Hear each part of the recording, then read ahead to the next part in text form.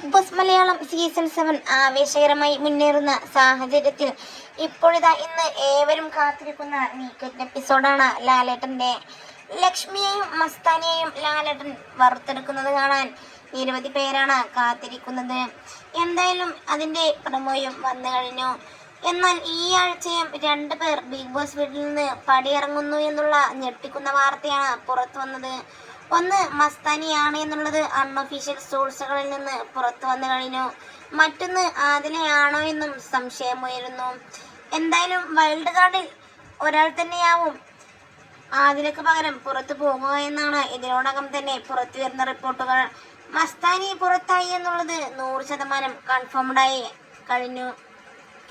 എന്തായാലും Noora പൊട്ടിക്കരയും Athira big boss വീട്ടിൽ നിന്ന് പുറത്തായാൽ എന്നുള്ളതിൽ നിന്ന് ഒരു സംശയവുമില്ല.